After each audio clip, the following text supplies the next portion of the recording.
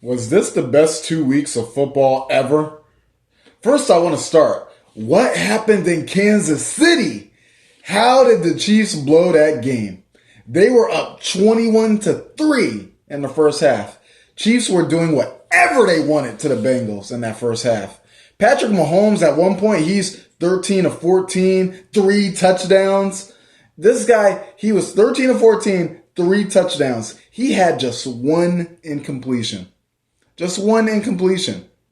He scrambles away from the pass rush on one play, and then he makes this incredible throw to Travis Kelce for the touchdown. It was like everything was going their way in that first half. Joe Burrow and the Bengals, they were looking like they just couldn't keep up with the Chiefs. They were looking like they didn't even belong on the same field as the Chiefs.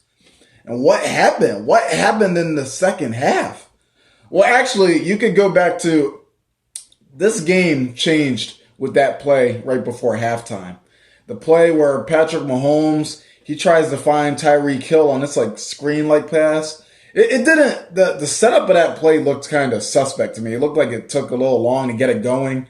And Tyreek Hill, he gets stopped. And here's the thing, that play, they were at the 2 or 3 yard line, I believe. They're like right near the end zone. And this is with like 4 seconds left before halftime. So that, you took at least 3 points off the board. And you got to look at Andy Reid right there. Why didn't you kick the field goal, man? Look, now, I want to say this first. So, I take no delight in the Chiefs' defeat. And I want to say this also. I'm still a big fan of Andy Reid. I look upon him very favorably. But this game yesterday, that reminded me of Andy Reid. It did. It reminded me of Andy Reid in Philadelphia. That was Philadelphia Eagles Andy Reid yesterday. Why not kick the field goal right before halftime, man? Like, you're up 21-3. You're up 21-3. Well, actually, were they up 21-3? So it might have been 21-10 at that point, but you have a massive lead at this point in the game. Why not just take the points? It gave me flashbacks. It seemed in the early 2000s, it seemed like every year the Eagles would go to the NFC Championship, and every year we would lose. In 2001, we lost to the St. Louis Rams, although that was the greatest show on turf offense with Kurt Warner, Isaac Bruce, Torrey Holt. That was a really good team. And then 2002, we lost to the Tampa Bay Buccaneers in the final game at Veterans Stadium. 2003, we lost to the Carolina Panthers, a team that really wasn't that great. They were like a Cinderella team, and they had Jake Delhomme as quarterback. We finally got over the hump in 2004. We beat Michael Vick and the Atlanta Falcons. And then a few years later in 2008, we lose to the Arizona Cardinals in a game where Larry Fitzgerald absolutely destroyed us. So this game yesterday, it gave me flashbacks of going to all those conference championships and losing. And this game in the second half, like, I really can't give enough praise for the Cincinnati Bengals to be down 18 points at Arrowhead Stadium against this juggernaut Chiefs offense and to stage that comeback. It was just incredible. Joe Burrow, I believe on like 3 different third downs, he scrambled away from pressure in his face because we all know the Bengals offensive line is terrible. Their offensive line sucks. It's trash. And that's why a lot of people didn't think the Bengals had a chance. And I was one of those people because I didn't think Joe Burrow stood a chance against this defensive front with Frank Clark and all these other guys. And with pressure in his face, he's making these huge scrambles on third down to keep his team alive. Jamar Chase, one-on-one, he makes a spectacular grab for a touchdown. The Bengals, they didn't quit. They were down 18 points, and they were like, no, this ain't how we're going out like this. We're going to fight these guys. We don't care that they're the 2-time defending AFC champions. We don't care that we're in Arrowhead Stadium. We're going to take these guys to the death. So Joe Burrow, he did throw an interception on a bad pass in the second half. But outside of that, this Bengals offense, they were really shredding the Chiefs. And especially T. Higgins, because early on, Jamar Chase at one point, he only had like 8 yards. They were shutting Chase down. It was the complete opposite of earlier this year between these two, where Chase had 266 yards. But in his place, T. Higgins T. Higgins yesterday was amazing. This guy was Mr. Third Down. He was making all sorts of contested crucial catches. And the Chiefs, their offense in return, they couldn't do anything. They couldn't do anything in the second half. Patrick Mahomes, he's overthrowing guys. He's missing dudes. It's like they were so red hot in the first half. It was like they looked so perfect. And then the Chiefs offense, they just flat out died in the second half of this game. And this loss, so the two previous playoff losses under Patrick Mahomes, 2018 AFC Championship against the Patriots and last year's Super Bowl against the Buccaneers. I didn't really think Patrick Mahomes, I don't think he played a role in those losses. I think that Patrick Mahomes, he did all he could in those games. Literally, against the Patriots, he lost the coin toss, didn't get the ball in overtime. And then against the Buccaneers, his offensive line was god-awful. Dude ran over 500 yards running for protection. He couldn't get any protection in that Super Bowl. Patrick Mahomes in Super Bowl 55 is the most pressured quarterback in Super Bowl history. Who knows? Joe Burrow may break that record in this Super Bowl against the Rams. I'm not sure how he's going to do against that front, but that's a later conversation. And so those two playoff losses, I can't really put them on Mahomes, but this playoff loss yesterday, you got to put this on Patrick Mahomes. This guy, he just couldn't get it done in the second half. And he took like 3 terrible sacks in this game. 3. And the infamous 2 happened right before the end of regulation. I think the Bengals were up 24-21. There was the second down play where he scrambles and then he gets sacked. But then the third down play, he is standing with amazing protection. He's just standing there holding the ball. Nobody's open. And then one of the Bengals just runs through this huge hole. And Patrick Mahomes, he's got to throw that ball away. He's just standing there like a sitting duck. Then the one Bengals pass rusher finally gets to him, and he just takes the sack and fumbles the ball. He's very lucky that the Chiefs recover. I think number 62, he recovers the fumble. Patrick Mahomes is severely, well, not severely isn't the right word, but he is graciously lucky for how number 62 recovered that fumble, because the game could have been over right there. They might not even get a chance to kick that field goal and send the game into overtime. So the game goes to overtime, 24-24. The Chiefs win the coin toss yet again. This is the second overtime game in 2 weeks for the Chiefs after that thriller against the Buffalo Bills last week. And then we're all thinking, okay, the Chiefs won the coin toss. They're going to win the game again, just like they did against the Buffalo Bills. And then, first of all, Patrick Mahomes gets away with a throw that Eli Apple, he drops that could have gone for a massive return. Some people think it could have been a pick 6. Eli Apple stinks, by the way. He's out here trying to roast everybody, but I seen him get burned in that game yesterday. He got called for pass interference. It's like, why is this dude talking? He was trash with the Giants. He was trash with the Saints. And then he's replying to like posts from 3 years ago from Devontae Smith trying to roast him like, bruh. But anyway, so Eli Apple drops an interception that could have gone for a pick 6. And then the very next play, Mahomes goes deep. He goes deep to Tyreek Hill. Then the ball gets batted, and then it gets intercepted. Now, it was a batted pass. That interception, it did get batted, but there was another throw earlier in this game in regulation where Patrick Mahomes, he throws an awful pass. It gets tipped and intercepted by the defensive lineman. That led to a Cincinnati score. But the pass in overtime that got intercepted, he's trying to look for Tyreek Hill. The Bengals corner plays it extremely well. He gets a hand on it, and then it ricochets right into another Bengals hands. And then, as we all know, Joe Burrow takes his team down the field, and then they win it on a field goal. Yeah, I'm shocked, man. I didn't think the Bengals had a chance to win this game because first they beat the Chiefs a couple of weeks ago in Cincinnati. That game, it was a comeback too. They were down 18 points in that game, and they came back to beat the Chiefs. And then it happens again. They come back against the Chiefs again in Kansas City this time at Arrowhead Stadium. This game reminds me a lot of a game from a few years ago.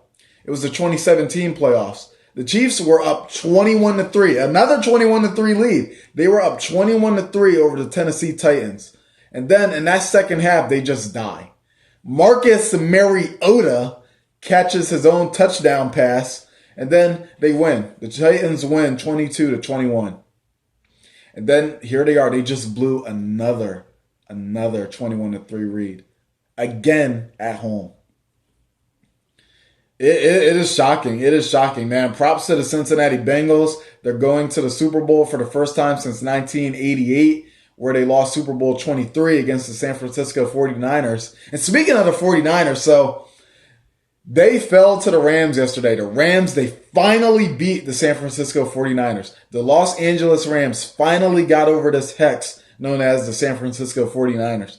The Rams had lost 6 straight to the 49ers, and when it matters most, they finally beat their arch enemy from San Francisco. And let me just say, props to the Rams because they took the opening drive, went up 7-0, and then they were down 17-7. And you can see they showed Aaron Donald on the sideline after a 49ers touchdown. He's giving a very passionate speech to his fellow teammates, and he's talking about them just getting back into this game, not giving up. And Aaron Donald, this is a guy who's been to a Super Bowl. His Rams only put up 3 points against the New England Patriots. He wants that Super Bowl ring. Aaron Donald will be a Hall of Famer. He's accomplished incredible feats. All he's missing is that Super Bowl ring. And this man, he really wanted it. He really wanted it. Matthew Stafford, again, had what's the word I'm looking for? He had a fantastic, magnificent performance. He did throw an interception in the end zone. That wasn't good. That did happen, but then this guy, for the rest of the game, he really just clocked in. He really just locked in and like, oh no, I'm not losing for the third straight time to San Francisco. That's not happening. Matthew Stafford, he said that is not happening. Cooper Kupp, as always, he just delivers an outstanding performance for this wide receiver core. He gets 2 touchdowns and really should have had 3. Really should have had 3 touchdowns, Cooper Kupp. I remember him dropping a pass, and there was a lot of green in front of him. That might have been a touchdown. And that reminds me, the Rams, they were doing so much to lose this game. Stafford, he got intercepted in the end zone. Cooper Kupp drops a possible touchdown pass. And then number 18, I don't know what this guy's name is, but Rams receiver number 18, he's wearing number 18. He burns Ward. He absolutely scorches Ward. He is all alone in the end zone. And he drops the pass right off his fingertips. That was a touchdown. And then Sean McVay. Sean McVay was awful in this game, okay? Because he wasted 2 timeouts in the second half on terrible challenges. First, one of them was Matthew Stafford on a 4th down conversion. He challenged if Stafford actually got it. It was ruled that he was short. And at first, I was thinking maybe Stafford got it, but when they showed it on replay, it wasn't close. It wasn't close at all. Stafford he was clearly short on that 4th down. So that's one wasted timeout. And then there is another play where the 49ers, they fumble, but it's after the player is down by contact. Sean McVay, he challenges that play too. That fumble was not close. It was not close. It was after he went to the ground. The ball came out after he was down. McVay challenged that. That challenge was even worse than the first one. That's 2 timeouts wasted by Sean McVay. So the Rams, they are doing everything they can to lose this game, but the 49ers, they couldn't capitalize it. They had a 17-7 lead. They couldn't protect it. And there's a few plays I want to talk about. First of all, the 49ers corner, Stafford, he tried to go for this really long deep pass, right? The 49ers corner, he had the ball right in his hands, and he doesn't come up with the interception. He drops a game-changing interception. What was that guy's name? Tarif, whatever his name is, it starts with a T. He drops a game-changing interception. It's funny because right after that, Jalen Ramsey dropped a game-changing interception. Now, Jalen Ramsey, he did have some pretty big plays in this game. He had a tip on third down that was headed for George Kittle, I believe. But it was like the Rams, they were doing everything they could to lose. Just like last week. Just like last week when they were up 27-3 over the Tampa Bay Buccaneers. And then they let Tampa Bay come all the way back to tie that game, 27-27. Buccaneers come all the way back to tie, 27-27. The Rams win on a late field goal, 30-27. Just like last week against the Buccaneers, the Rams were doing everything they can to lose this game. But the 49ers, and then Jimmy G, it's just in the fourth quarter, the guy couldn't deliver. We all know that Jimmy G, he's been under a lot of pressure. I don't think any quarterback has been under more pressure this season than Jimmy Garoppolo, because the 49ers, they draft Trey Lance with the third overall pick. They obviously don't think that Jimmy G is the long-term answer. So his seat has been hot all season. And when he really needs to come up clutch, he couldn't do it. He couldn't do it in this fourth quarter. His team, he could not put the team on his back. And then there's that final play. A lot of people are giving him heat on the final play on third down where they're backed up deep in their own territory. And then Aaron Donald, he starts to get pressure on him, almost sacks the guy. He gets the ball out. It gets tipped by the running back, intercepted. Game over, the Rams win. But here's the thing. Even if that play wasn't intercepted, it would have been like a 4th and 20 something. Were they really going to pick that up? Were the San Francisco 49ers really going to pick that play up? So I don't really see that game as Jimmy Garoppolo blowing a big moment in particular, because it was like a third and super long. But before that, Jimmy G, he just couldn't deliver. At that point, where the play where he got sacked on third down, I thought the game was pretty much over.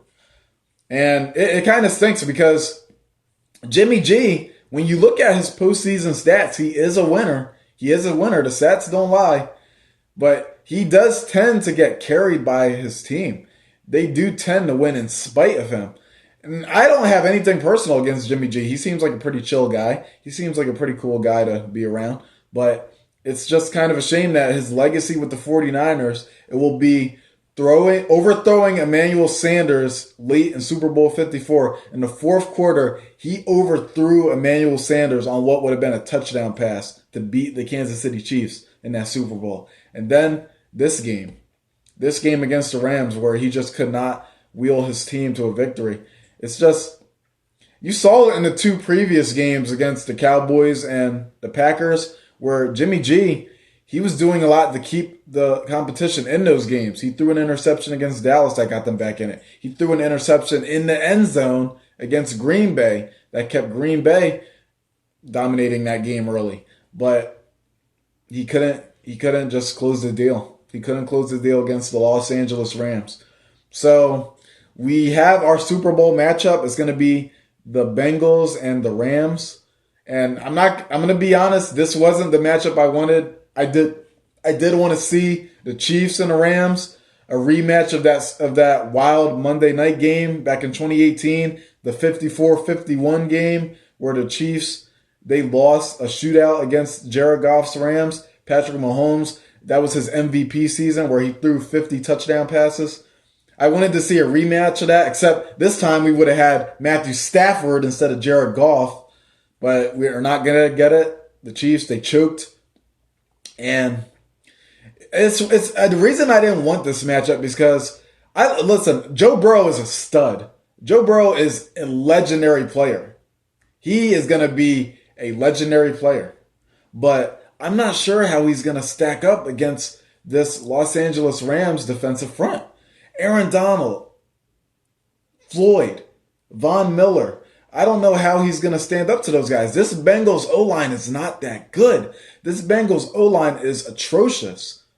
And I really think that this game has the potential to be a blowout victory for the Los Angeles Rams. That's why I didn't want this matchup. I wanted a game. I want a competitive game. Nobody likes blowouts in the Super Bowl. Last year's Super Bowl with the Chiefs and the Buccaneers, it sucked. It sucked because it was a blowout, 31-9. The Chiefs didn't even score a touchdown.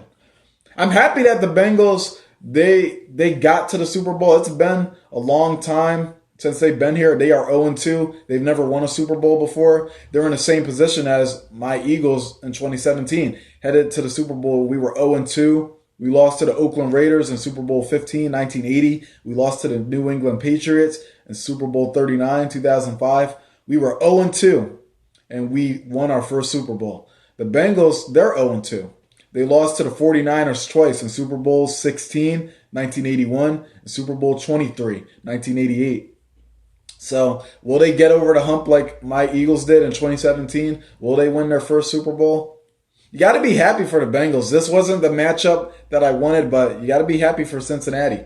And will the Rams, will the Los Angeles Lambs, I said Lambs by accident. I didn't mean to mock them. I just, pronunciation problem. Will the Los Angeles Rams redeem themselves for the Super Bowl we saw a couple of years back? The Super Bowl that is widely considered to be the worst Super Bowl of all time. The Rams lost to the Patriots 3-13. The Rams only put up 3 points. They came all the way to Atlanta just to kick a field goal. That Super Bowl was terrible. It's infamous for the halftime show as well. Maroon 5, SpongeBob Sweet Victory. We thought we were going to get Sweet Victory for the halftime show. The NFL, they screwed us. They smugged us. And that Super Bowl sucked. And let's hopefully the Rams, they put up a better performance this time, so we'll see. But this was the best 2 weeks of football I've ever seen in my life. Both games yesterday were decided by 3 points. 3 points. These last 2 weeks have been insane down to the wire contests. The Chiefs went to 2 straight overtime games in the playoffs. They mentioned a stat about teams never winning back-to-back games in overtime in the playoffs. It still holds true. The Chiefs actually lost the game after winning the coin toss, which is surprising. The last team I remember losing a playoff game after winning the coin toss was the Saints in 2018 NFC Championship against the Rams. The game where everybody focuses on the pass interference and they want to act like the Rams, like they want to act like the Saints didn't win the coin toss in overtime of that game. The Saints won the coin toss and they still lost. So, Super Bowl 56. Should be very interesting. I think it could be a blowout, but we'll see. Go Birds.